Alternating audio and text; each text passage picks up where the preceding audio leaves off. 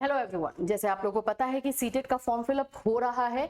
अब सीटेट के फॉर्म को भरते समय कुछ मिस्टेक्स आप लोग कर रहे हो, इसलिए मैं बता रही हूँ क्योंकि आप लोगों ने मैसेज किया है कोड को लेकर के कि कोड हमें कौन सा डालना है। सिंपल दिमाग में रखो चीजों को, कोई ज्यादा कंफ्यूजन नहीं कि इस वाले कोड में भी है, उस वाले कोड में भी है।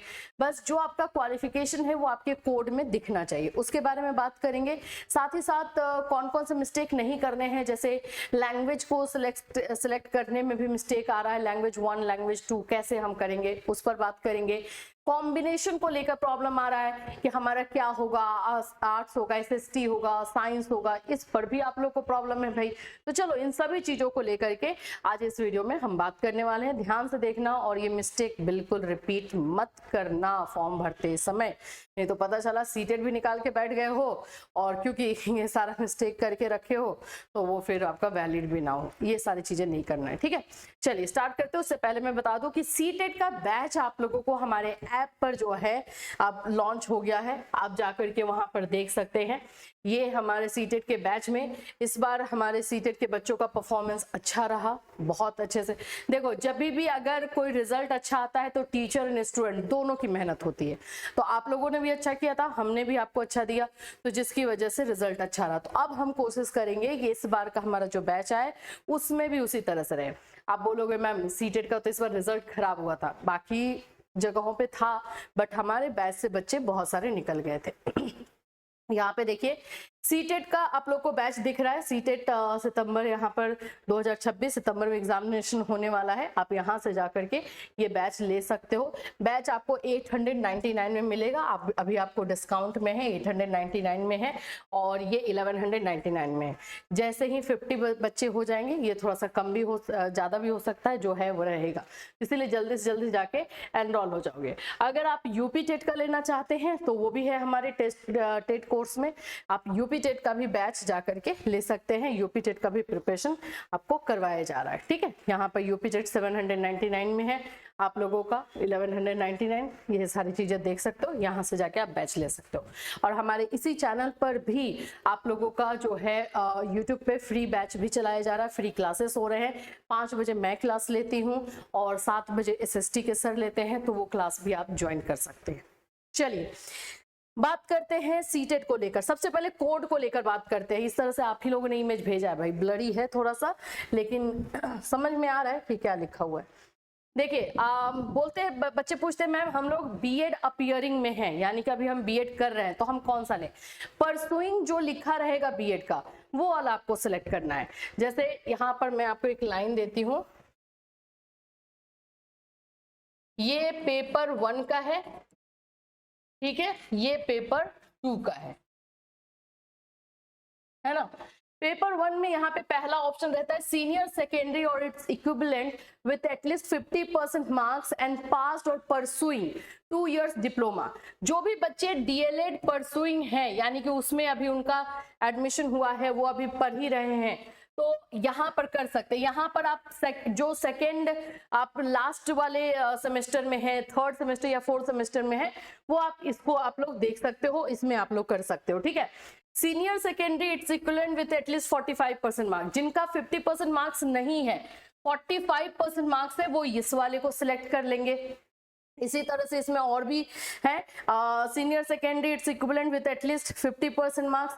यहाँ पर आप लोग का सीनियर सेकेंडरी को लेकर के ही है। तो जो अपीयरिंग में है बच्चे, मैंने बताया कौन सा सिलेक्ट करोगे। अब आ जाते हैं इस वाले में, तो इसमें आप लोगों का any candidate having qualified B.Ed program recognized by the NCT is eligible to appear TET and CTET. Moreover, as per the existing TET guideline circulate wide NCT letter 11/2/2011, और ये सारी चीजें इसमें दी गई हैं। और आप लोग इसमें 7 नंबर भी डाल सकते हो, जो अपीयरिंग में है, जो अभी आपने एडमिशन लिया है वो 7 नंबर डाल सकते हो, या इसमें भी आपका 2 नंबर वाला जो है डाल सकते हो। इसमें भी आपको 2 नंबर 1 नंबर में रहता है, जिसमें 50% मार्क्स के साथ आप लोग अप्लाई कर रहे हो, वो है। जो डीएलएड वाले बच्चे हैं जो पेपर 2 डालना चाहते हैं, वो ग्रेजुएशन करके जो है वो वाला डालेंगे, ग्रेजुएशन वाला डालेंगे, ठीक है। रुक जाओ मैं बता देती हूँ।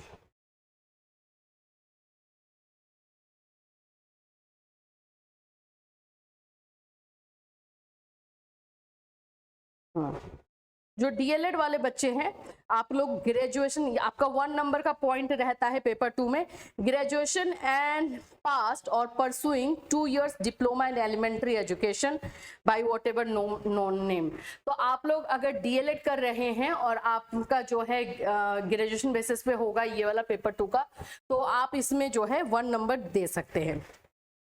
At least 50% marks either in graduation or post graduation, B.Ed passed, and passed or pursuing bachelor in education B.Ed।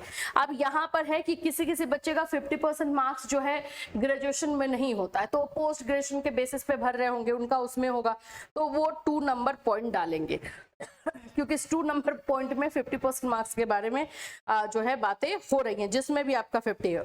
और नहीं तो अगर 50 नहीं है, आप ग्रेजुएशन बेसिस पे भरे हो, तो 45% वाला 3 नंबर का ऑप्शन है वो आप डालोगे, ठीक है। तो ये सारी चीजें इसमें रहती है, तो कोड को लेकर के कंफ्यूज नहीं होना। अगर प्रॉब्लम आ रही है तो नंबर हमारा आपके पास है, आप मैसेज कर सकते हो, हम उसमें आपको गाइड कर देंगे। लेकिन ज्यादातर जो भी परसुइंग वाले बच्चे हैं, 7 नंबर का कोड या इसमें जो है 2 नंबर का कोड जो रहता है वो आप पेपर 2 में, और पेपर 1 में जो है आप लोग का 2 नंबर का सीनियर सेकेंडरी वाला जो रहेगा 45% मार्क्स या 1 नंबर का आप लोग इसमें डाल सकते हो, ठीक है। चलिए आगे बढ़ते हैं। अभी क्वेश्चन आता है सब्जेक्ट कॉम्बिनेशन को लिए। देखो कॉमर्स, आर्ट्स, अब आर्ट्स में ना बहुत ज्यादा सब्जेक्ट है, जैसे आप लोग का ज्योग्राफी से है, सोशल साइंस जिसको हम बोलते हैं टोटली, आपका हिस्ट्री है, आपका क्या बोल सकते हैं सिविक्स है या पोल साइंस है जिसको हम बोलते हैं। ये सभी बच्चे जो हैं आप आर्ट्स में आओगे, कॉमर्स वाले भी आर्ट्स में ही आएंगे, तो इन लोगों को एसएसटी यानी सोशल साइंस डालना है, ठीक है।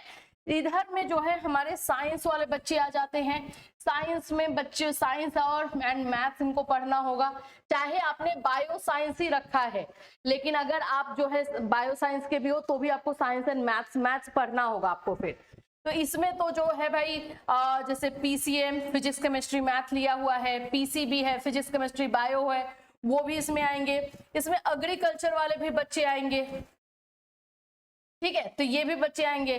तो लोगों को देखना है कि हम साइंस एंड मैथ्स में जा रहे हैं या फिर एसएसटी में जा रहे हैं, सोशल साइंस वाले में जा रहे हैं। एसएसटी का ये वाले बच्चे जो है इसमें आते हैं, तो इसका ध्यान रखना है। तीसरा जो सबसे ज्यादा मिस्टेक होता है लैंग्वेज पेपर को लेकर के, कि लैंग्वेज 1 में हम क्या रखें, इसको मैं थोड़ा क्लियर करूं क्योंकि मेरे पास मैसेजेस ही ऐसा आ रहा है। देखो ये जो लैंग्वेज पेपर है ये इसका बिल्कुल मतलब नहीं है कि वो लैंग्वेज आपने ग्रेजुएशन में पढ़ा हो, ये सीटेट का है, ठीक है।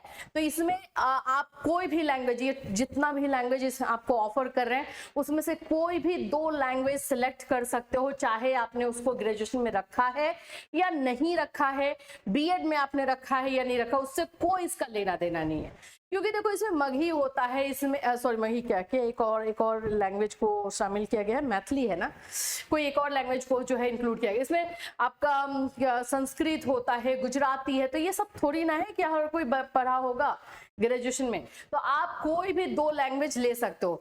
मैं ये सजेस्ट करूंगी कि लैंग्वेज 1 में वैसे सब्जेक्ट का रखना, वैसा वाला सब्जेक्ट लेना जिस पर आपका कमांड ज्यादा हो। क्यों?